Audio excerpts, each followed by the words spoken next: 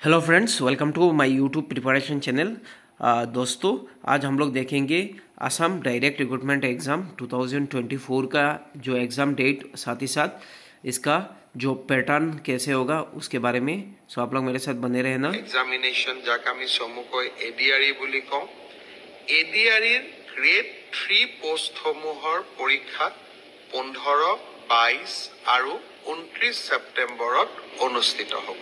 আৰু আজি আমি সিদ্ধান্ত ললো যে অহা 3 অক্টোবৰৰ পৰা পুলিচৰ ফিজিক্যাল টেষ্টসমূহ আৰম্ভ হ'ব। মই আকৌ এবাৰ কৈছো যে গ্ৰেড 3 পোষ্টসমূহৰ বাবে ইণ্টাৰভিউ 15, 22 আৰু 29 সেপ্টেম্বৰত অনুষ্ঠিত হ'ব। এই পৰীক্ষা এবাৰ লোকসেৱা আয়োগে পতা পৰীক্ষাৰ আৰ্হিত হ'ব। প্ৰথমতে প্ৰিলিমিনাৰী পৰীক্ষা হ'ব, তাৰ পিছত মেইনছ হ'ব, আৰু মেইনছৰ পিছত আমি ভাইভা প্ৰক্ৰিয়াৰ মাজেৰে আমি সমগ্ৰ ইণ্টাৰভিউ প্ৰক্ৰিয়াটো সমাপ্ত কৰিম।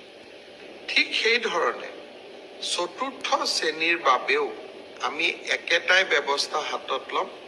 প্ৰথমতে প্ৰিলিমছ, তাৰ পিছত মেইনছ আৰু তাৰ পিছত ভাইভা ভচি। গ্ৰেড 4 বা চতুৰ্থ শ্ৰেণীৰ পদৰো প্ৰিলিমছ 20 আৰু 27 অক্টোবৰত অনুষ্ঠিত হ'ব।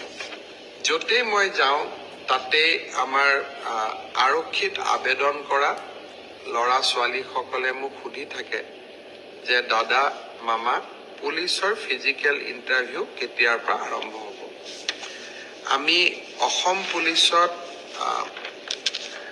6434টা পোষ্টৰ বাবে আবেদনৰ প্ৰক্ৰিয়া আৰম্ভ কৰিছিলোঁ।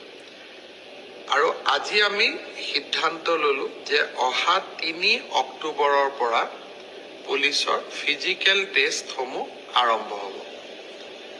গতিকে মই সকলোকে অনুৰোধ কৰিম যে বানপানীৰ যেতিয়াই পানী শুকাব, আমাৰ খেলপথাৰসমূহ মুকলি হ'ব, আমি দৌৰা প্ৰেক্টিছ